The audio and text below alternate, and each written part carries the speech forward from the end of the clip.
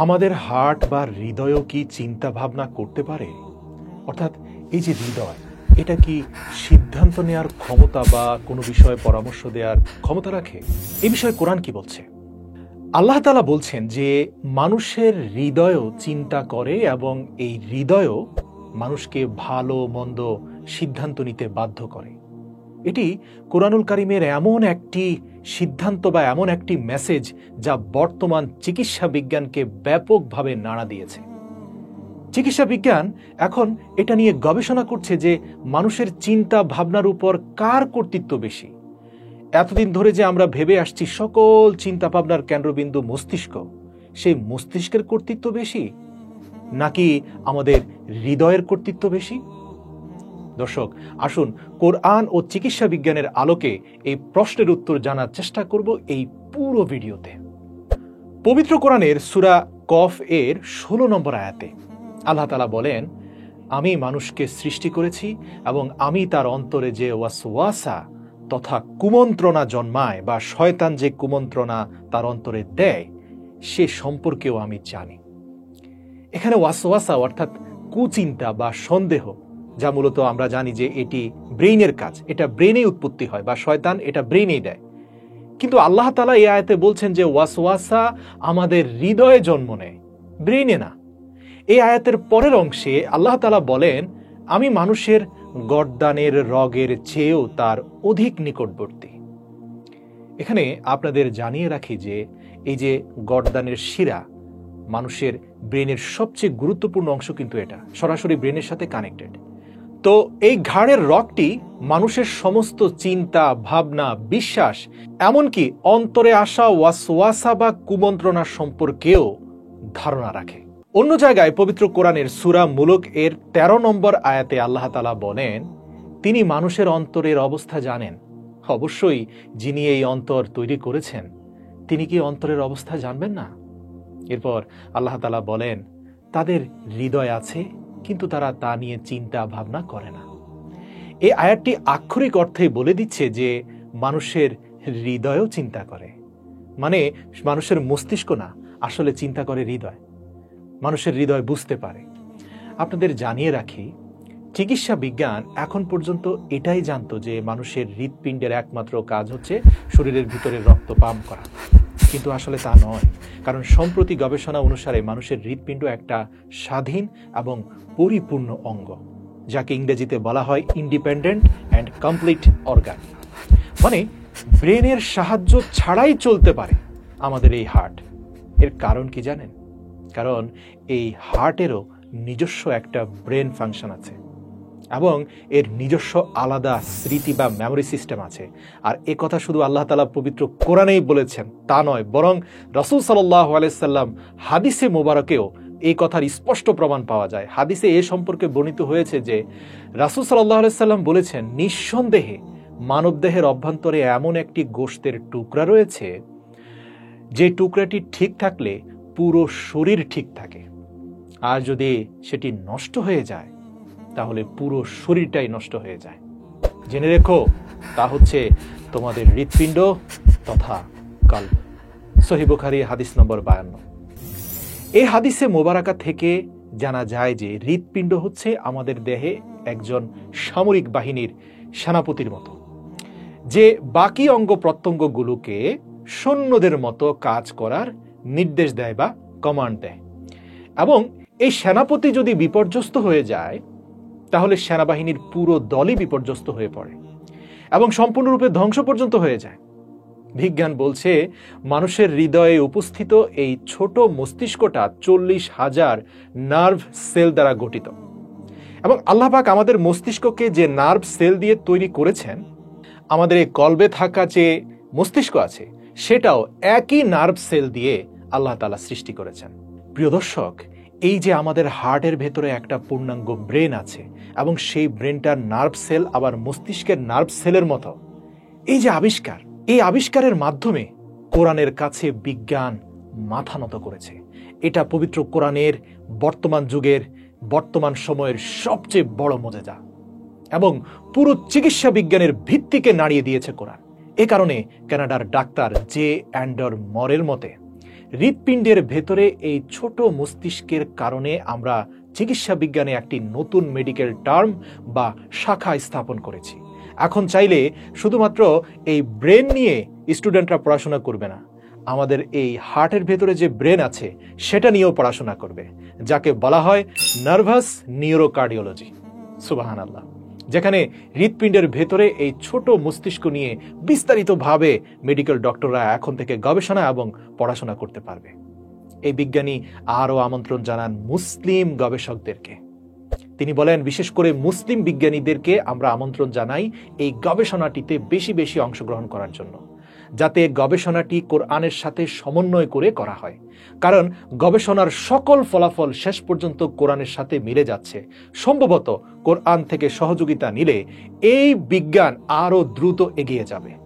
জানা যাবে এই হৃদয়ের ভিতরে অবস্থান করা যে ব্রেন আছে তার খুঁটিনাটি সম্পর্কে অজানা সকল তথ্য।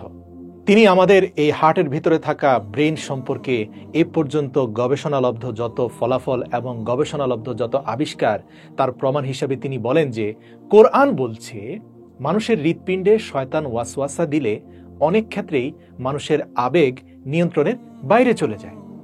যেমন ধরুন, কোনো নারীর প্রতি যদি আসক্ত হয়ে যায় তাহলে সে পুরুষ বিভ্রান্ত হয়ে যায়, দিকভ্রষ্ট হয়ে যায়, অনেক ক্ষেত্রে সে নিজেকে নিয়ন্ত্রণ করতে পারে না।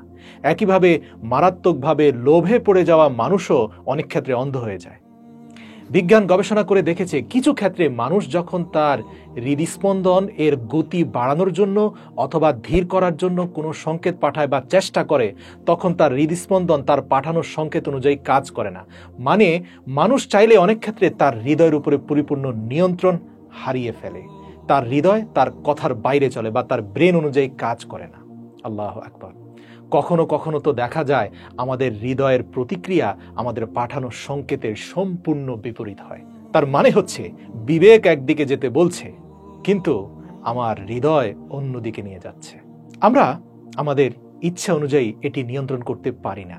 মানে আমরা আমাদের ব্রেইনের মেমোরিকে নিয়ন্ত্রণ করতে পারলেও আমাদের হার্টের মেমোরিকে নিয়ন্ত্রণ আমরা করতে পারি না। আমরা আমাদের মস্তিষ্ককে নিয়ন্ত্রণ করতে পারি, কিন্তু চিকিৎসা বিজ্ঞানীদের মতে হৃৎপিণ্ডের ভেতরে যে মস্তিষ্ক রয়েছে সেটাকে নিয়ন্ত্রণ করা আমাদের পক্ষে অনেক ক্ষেত্রেই অসম্ভব হয়ে ওঠে। এই মস্তিষ্কের নিয়ন্ত্রণ একমাত্র সৃষ্টিকর্তার বাণীর মাধ্যমেই হবে, অর্থাৎ এই মস্তিষ্কের নিয়ন্ত্রণের সাথে জড়িত রয়েছে কলব তথা আত্মা বা রূহ। সুবহানাল্লাহ। প্রিয় দর্শক, আমাদের হার্টের ভেতরে থাকা তথা কলবের ভেতরে থাকা ব্রেনের নিয়ন্ত্রণ যে আমরা করতে পারি না, বা এই ব্রেনের খুঁটিনাটি তথ্য মাত্র বিজ্ঞান কিছুদিন আগে জানতে পেরেছে। কিন্তু আপনি কি বিশ্বাস করবেন যে আজ থেকে 1400 বছর আগে নাজিল হওয়া কোরআনুল কারিমে আল্লাহ পাক ঠিক একই কথা বলেছেন যে চিন্তা ভাবনার কেন্দ্রস্থল কেবলমাত্র মস্তিষ্ক নয়, বরং চিন্তা ভাবনার কেন্দ্রস্থল হচ্ছে কলব, অর্থাৎ মানুষের হৃদয়। এজন্যই পবিত্র কোরআনে প্রশান্ত আত্মার কথা বলা হয়েছে, যে আত্মা সব সময় ঠান্ডা থাকে, শান্ত থাকে, সে কখনো দুশ্চিন্তাগ্রস্ত হয় না। পবিত্র কোরআনে কলুষিত আত্মার কথা বলা হয়েছে, যার অন্তরে মোহর মেরে দেওয়া হয়েছে, যার হৃদয়ে কখনো ভালো জিনিস প্রবেশ করে না।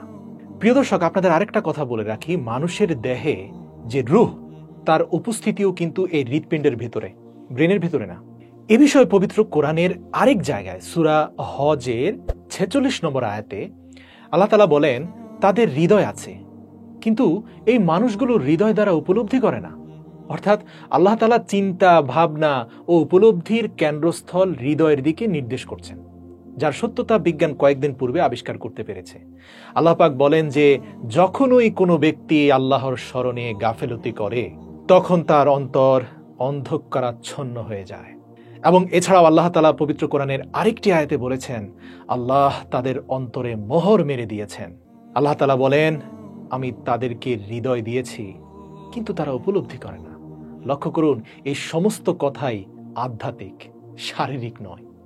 উদাহরণস্বরূপ আল্লাহ তাআলা পবিত্র কোরআনে মানুষকে এই দোয়া শিক্ষা দিয়েছে যে, বলো, আমি বিতাড়িত শয়তানের অনিষ্ট থেকে আল্লাহর কাছে আশ্রয় চাই। আউযু বিল্লাহি মিনাশ শাইতানির রাজিম। যে মানুষের অন্তরে ওয়াসওয়াসা দেয়, যাকে আমরা শয়তান বলে থাকি। এখন আমরা তো জানি যে ওয়াসওয়াসা বা সন্দেহ এটা আমাদের চিন্তা ভাবনা সংক্রান্ত বিষয়। মানে এতদিন জানতাম যে এটা পরিপূর্ণই আমাদের মস্তিষ্ক সৃষ্ট, কিন্তু বিজ্ঞানও আজ কোরআনের কাছে মাথা নত করে তাদের গবেষণাকে সাবমিট করে দিয়েছে। তারা বলছে না, কোরআনই সত্য। আসলে এই ওয়াসওয়াসা সেই মেমোরি বা সেই স্মৃতিশক্তির উপরে প্রভাব বিস্তার করে যেটা ব্রেনে নয়, বরং আমাদের হৃদয়ে রয়েছে। এবং এখানে আল্লাহ তাআলা স্পষ্টভাবে আমাদের হৃদয়ের কথাই বলছেন, হৃদয়ের ভিতরে থাকা সেই ব্রেনের কথা বলছেন। প্রিয় দর্শক, এই পুরো ব্যাপারটাই আধ্যাত্মিক। পবিত্র কোরআন যে বিষয়টার ব্যাখ্যা পরিপূর্ণরূপে দিতে পারবে, এর ব্যাখ্যা শুধুমাত্র দিতে পারবেন তিনি, যিনি মানব সত্তা সৃষ্টি করেছেন, মানুষের হার্ট, কিডনি, ব্রেইন সকল কিছু সৃষ্টি করেছেন। আর এর জন্যই তিনি কোরআনে বলেছেন, তিনি কি সে সম্পর্কে জানবেন না যা তিনি নিজ হাতে তৈরি করেছেন। যাদের হার্ট ট্রান্সপ্লান্ট করা হয়, মানে হৃদয় প্রতিস্থাপন করা হয়, তো হার্ট ট্রান্সপ্লান্ট করে ভিন্ন কোনো হার্ট যদি রিপ্লেসও করা হয়, তাহলে ওই ব্যক্তির ব্যক্তিত্বের পরিবর্তন ঘটে না, তার আবেগ অনুভূতির কোনো পরিবর্তন ঘটে না। এখানে কারণ কি জানেন? কারণ তার শরীরের অঙ্গ পরিবর্তন করা হয়েছে, কিন্তু সেই ব্যক্তির রুহের কোনো পরিবর্তন করা হয়নি। যেহেতু আমাদের হৃদয় ভালো এবং খারাপ চিন্তা ও সব ধরনের পাপের কেন্দ্র, এ কারণেই শৈশবেই হয়তো হযরত জিবরাইল আলাইহিসসালাম নবী করিম সাল্লাল্লাহু আলাইহি ওয়াসাল্লামের সিনা মোবারক চিড়ে, অর্থাৎ বুক ফেড়ে হুজুর সাল্লাল্লাহু আলাইহি ওয়াসাল্লামের দেহ মোবারক থেকে হার্টকে বের করে তা জমজমের বিশুদ্ধ পানি দিয়ে ধুয়ে পুনরায় আগের মতো নবী সাল্লাল্লাহু আলাইহি ওয়াসাল্লামের বুকে স্থাপন করে দিয়েছিলেন। আল্লাহর এই আদেশ মোটেও উদ্দেশ্যহীন ছিল না, কারণ রূহ মানুষের অন্তরে এমনভাবে মিশে থাকে যেমন গোলাপের পাপড়ির ভেতরে লাল রং এবং কয়লার ভেতরে নিভু নিভু আগুন বসবাস করে। আর এই রুহের কেন্দ্র হলো মানুষের হৃদয়, আর মানুষের শারীরিক অস্তিত্বের কেন্দ্র হচ্ছে মানুষের ব্রেন। কোরআনে কারিমে আল্লাহ পাক মানুষকে স্পষ্টভাবে বলেছেন যে যখন মানুষ ঘুমন্ত অবস্থায় থাকে, তখন আল্লাহ পাক তার রুহকে সাময়িকভাবে কবজ করে নেন, এবং যে ব্যক্তির মৃত্যু খুব সন্নিকটে, তার রুহ আলমে আরোহাতে চলে যায়। অপরদিকে যার মৃত্যুর সময় এখনো আসেনি, তার রুহকে সকালবেলা ঘুম থেকে ওঠার সাথে সাথে তার দেহে ফিরিয়ে দেওয়া হয়, যার কারণে সে জেগে উঠতে পারে। এভাবে মৃত্যু আসা পর্যন্ত প্রতিদিন সকালে তার রুহ তার দেহে ফিরে আসে। হৃৎপিণ্ডের এই ছোট মস্তিষ্কটি নিজে থেকেই পরিচালিত হয়, এবং এটি শুধুমাত্র সিগন্যাল বা তথ্য সঞ্চয়ই করে না, আমাদের এই হৃৎপিণ্ডে থাকা মেমোরি তথা ব্রেইন প্রত্যেকটা তথ্যকে অনুভবও করতে পারে। এজন্যই মানুষ বলে থাকে হৃদয় দিয়ে ভালোবাসি বা হৃদয় দিয়ে ঘৃণা করি।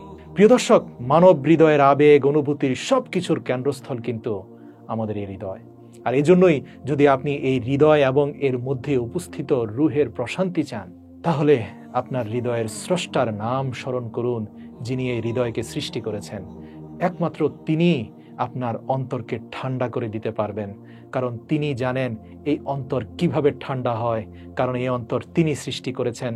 আর তিনি তার পবিত্র কোরআনে বলেছেন, হৃদয়ের শান্তি কেবলমাত্র আল্লাহর জিকিরের মাধ্যমে পাওয়া যায়। তাই আসুন, যাদের অন্তর অস্থিতিশীল, যাদের অন্তরে শান্তি নেই, দিল থেকে পড়ুন সুবহানাল্লাহ, আলহামদুলিল্লাহ, লা ইলাহা ইল্লাল্লাহু, আল্লাহু আকবার। নিঃসন্দেহে আল্লাহর জিকির তথা আল্লাহর স্মরণ মানব হৃদয়কে প্রশান্ত করে। আল কোরআন।